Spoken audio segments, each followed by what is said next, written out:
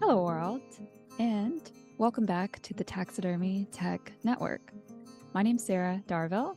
I'm Ken's daughter, the owner of Taxidermy Tech and Expressions of Wildlife. Today, I am joined by one of the alumna from the Taxidermy Tech Network, and her name is Ashley Stewart Rollins. Ashley is the owner of Meadows Taxidermy, and she took the basic whitetail course at the Taxidermy Tech school. And so Ashley is going to share with us some of her experiences with getting involved in the industry, where the name of her business came from, and some tips and tricks that she's learned while participating in competitions. So we hope that you enjoy the rest of this interview. And without further ado, here's Ashley. So with you, Ashley, we want to start with your name of your business now, and we'll go further into the story behind the name, but basically just briefly telling everybody the name of your business and where you're located currently, where you do work.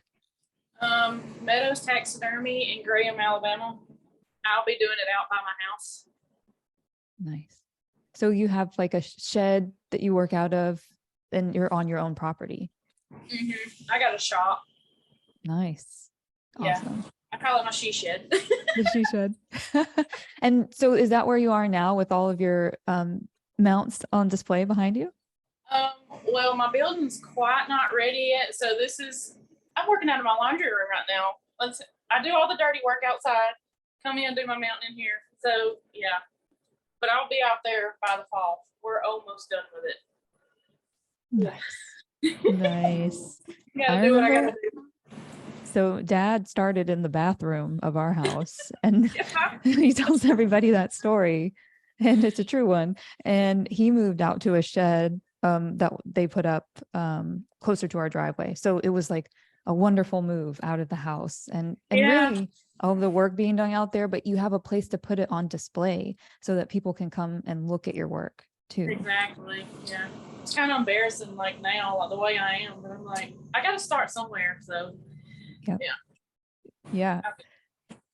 Well, now I want to go deeper into the name of your business, because I looked into a little bit about what you've been interviewed on already, and some of just the things that you've put on your Facebook.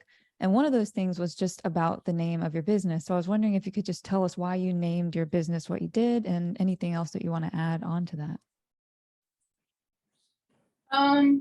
Well, it's named after my papa, Aaron Meadows. I never got to meet him.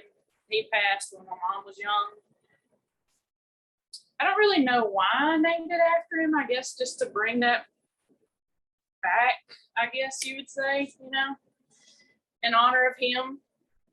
So, he was a really good businessman, really good at selling and dealing with land. He started a campground on Lake Wedowee. So he was just really good with the people in business. But I got this out, he started back in 1967.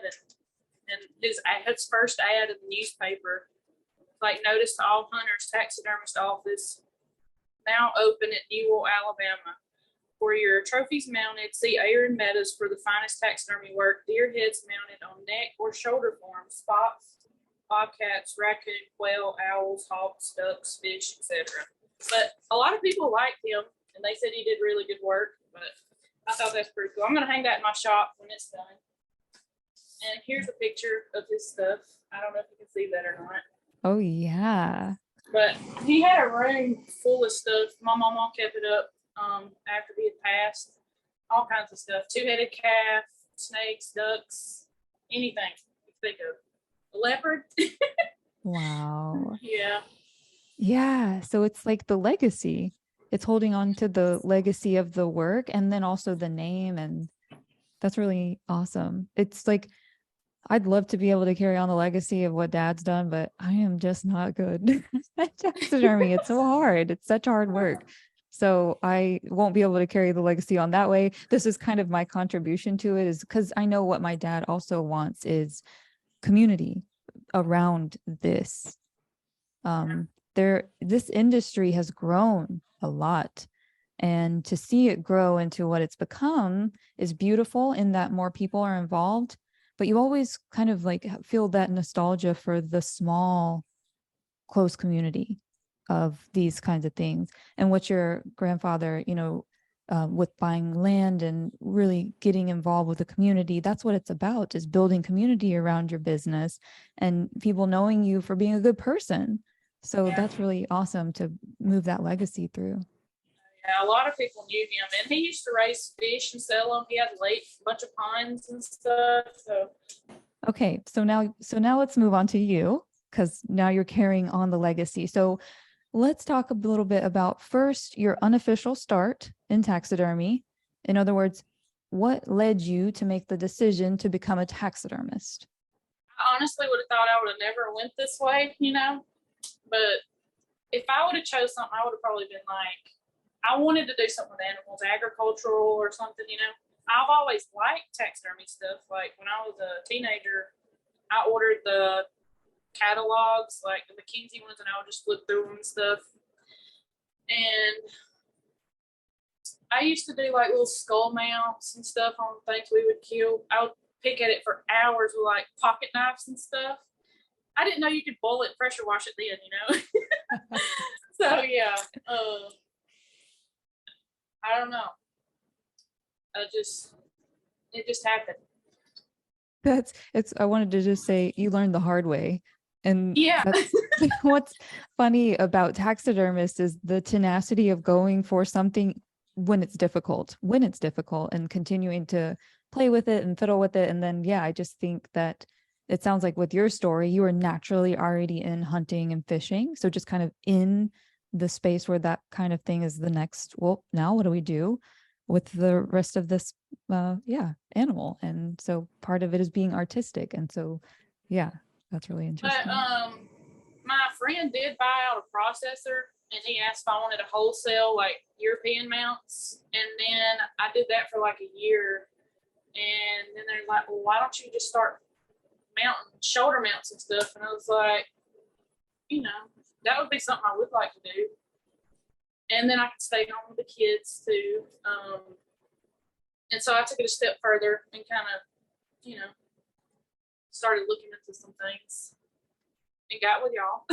Yeah. So that like moves us into the next step of what made you take a course? Like what made you take that step of, okay, I'm interested in this, I'm doing Euros and people are liking my work. Now they're asking me, why don't I just go out and start doing taxidermy? Well, there's this feeling of, well, I'm not trained. Is that kind of where you were feeling? Oh yeah. I didn't know what to do. I'm like, I had no idea what to do. So I put a post on Facebook, and I was like, how do you get started? Do you watch DVDs or the schools or what? And I had some comments on my post, and then I had some guy message me and said, well, I've heard of this school in Pensacola, Florida, and he had heard good things about it. And so looked y'all up, and then called and talked to Mr. Ken for a while, asked some questions, and then I thought on it and asked him some dates of when y'all would be available or whatever. And my grandmother works for Blossom Gas, so she gets to go to Destin every year at a beach house. So I chose that time frame so I could stay down there, and I drove back and forth from Destin to Pensacola that week. But yeah. Which is how long is that drive? It took like an hour because the traffic, it was. Yeah, I think, I mean, It was normally worth it, I think for like the distance, it is normally an hour. So that's like a really long commute to make daily to get to the class. Yeah. Wow. So then did you take more than one class? Was that the class that you took and you felt comfortable from there?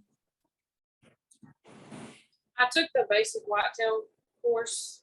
I wish I could come and take more.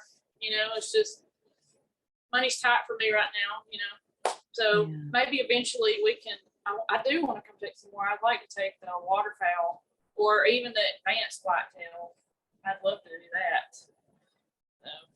Yeah, Maybe I for get on sure. that. Yeah, and it's just the nice thing Like I can about never learn enough.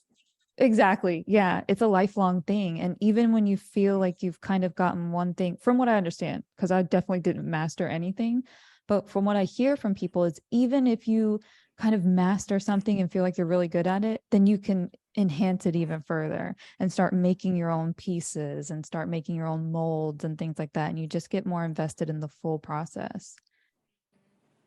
Yeah. So for now, I've been just trying to learn things from home too. I've just started trying to do some ducks. Really different ball game than deer. They are so fragile. But I want Yeah. to learn it all. Whitetail class is the one that you took. And so that's a really difficult class, by the way, because there's the fleshing part that I have seen grown men walk away from that table crying for. So I want to know what the experience was like for you with the whitetail course. Um, okay. So day one, I was really nervous. But Ken made me feel really comfortable. Like some people you just meet and they're just specialty right off the bat, okay? And he's one of those people, always will be. Um, but after he was kind of going through the process every day, I was mind blown. I'm like, I kind of got discouraged for a little bit. I'm like, this is not what I thought it was gonna be, you know. I thought I was gonna walk out of there like a professional. But yeah, it was a lot to take in, but I had done invested myself so much. I'm like, I'm not going to give up. I want to get better, you know. And he was there to walk me through it even after I got done. Like when I got my first deer at home, I'm like, I wishing I had him right there beside me.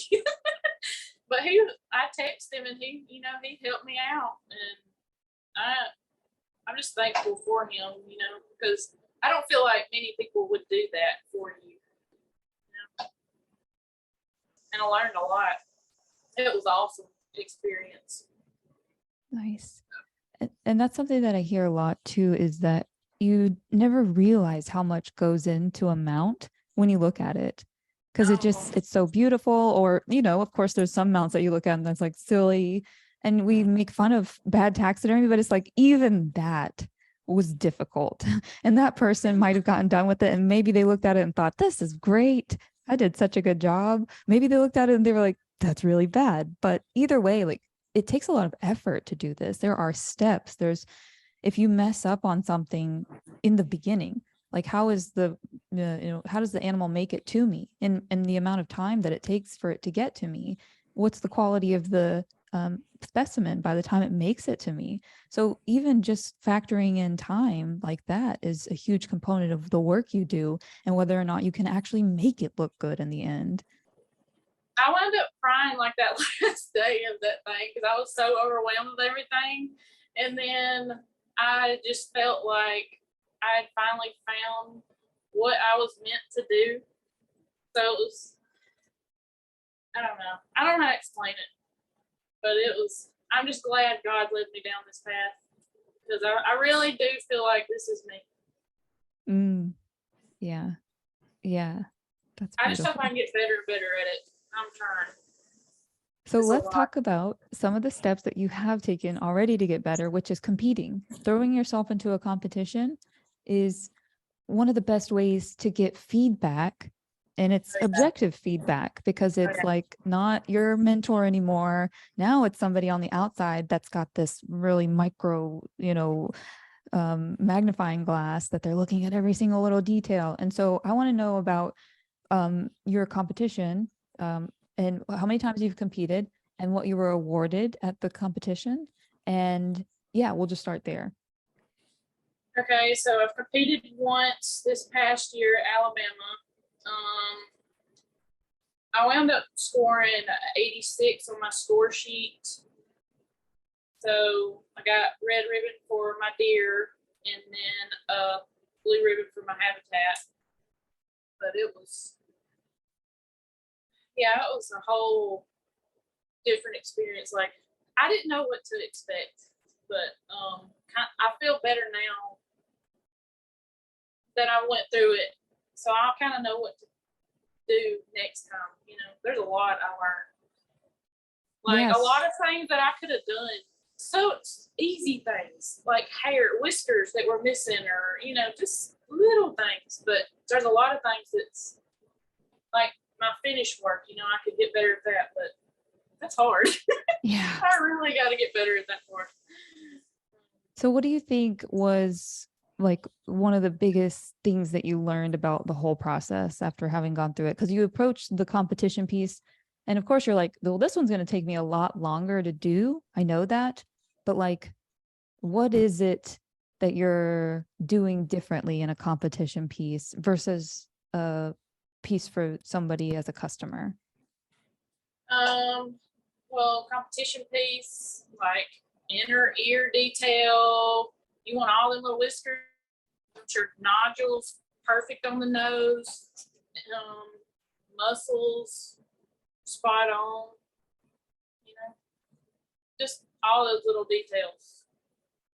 Yeah, there's something to having an eye for the piece that it's kind of like what I'm trying to get across to people that don't do taxidermy is that when you when you observe a wild animal, it's you have a little bit more leeway with how it can be constructed. Like the face can be maybe one eye's bigger than the other because this is facing the wall and you're not going to see it. And so you think about those kinds of things, Yeah. When you're in a competition piece, it has to be perfect because these people are looking for like anatomical details because they've been trained to see this by watching and observing animals all the time, or they're taxidermists themselves in a lot of cases, have been in the industry for a long time.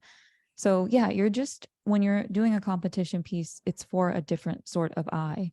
And with your customers, they're going to see beauty in your work because they brought you something that was, not in a state that they would want to observe it, where anybody would want to observe it.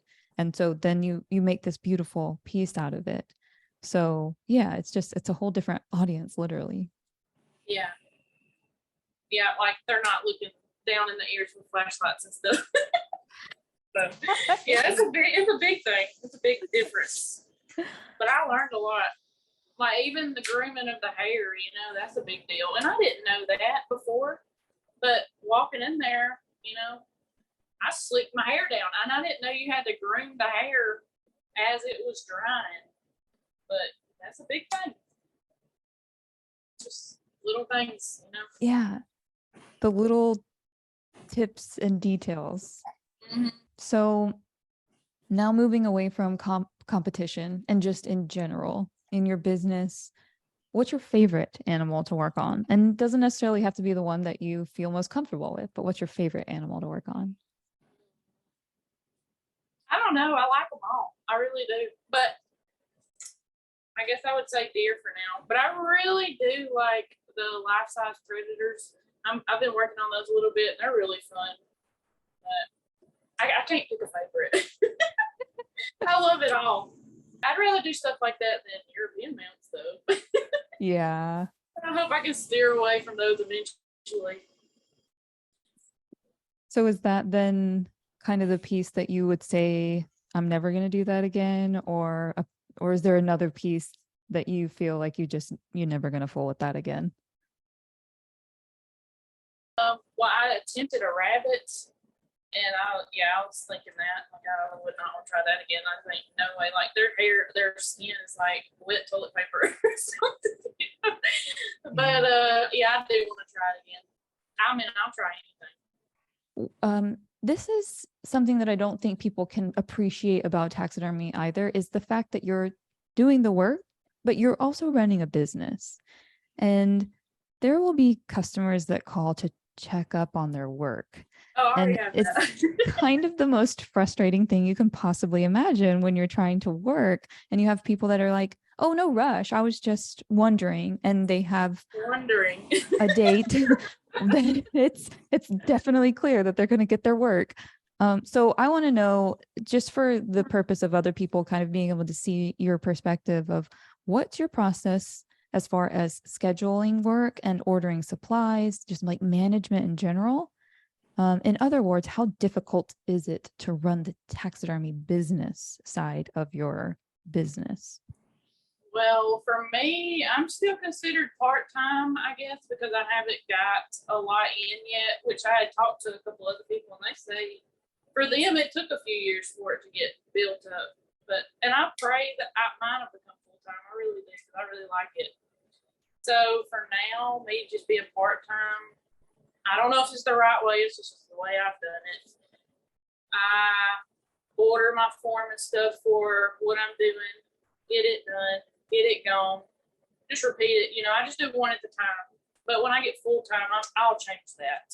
I'll probably do it, do all my tanning and stuff on multiples and then order in bulk, But for now, just one at a time. Ooh, that's nice. That's actually really nice when you're learning in the procedure.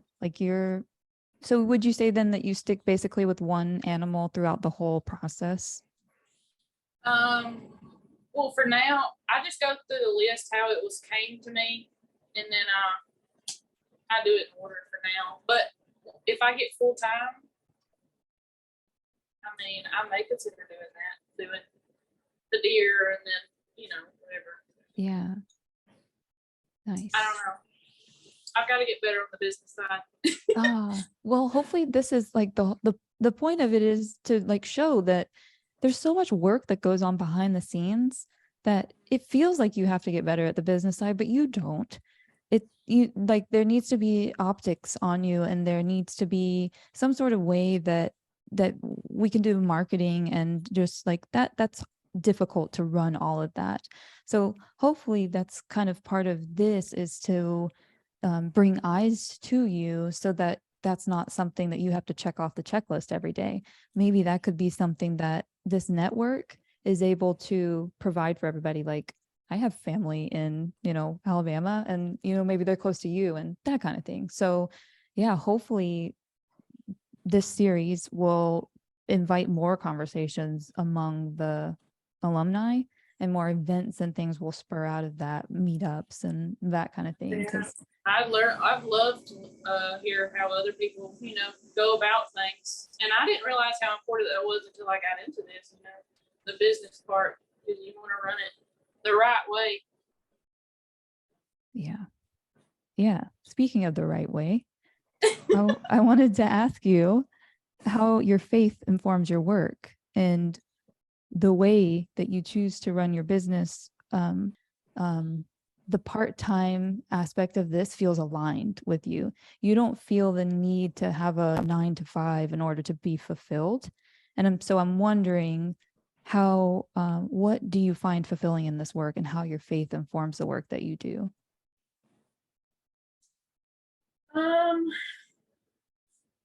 Well, I've been a stay-at-home mom with the kids. I did have a job until I had JC, and then after she got a little bit older, I went part-time, then had River, and then COVID, and then that's when I started diving into taxidermy big time. But I don't know. I just like being able to stay home with the kids if I'm able to, and I don't know. I'm just hoping it'll turn out to be something full-time eventually, so I can be here and do what I really love to do. Yeah, and it sounds to me that you trust that that is actually what's happening, that you believe so fully in what you're doing that it's fueling you. It makes you want to continue to do this work, because it's hard work what you do. Yeah. I love it, and I've invested so much into it. And there ain't no turning back now.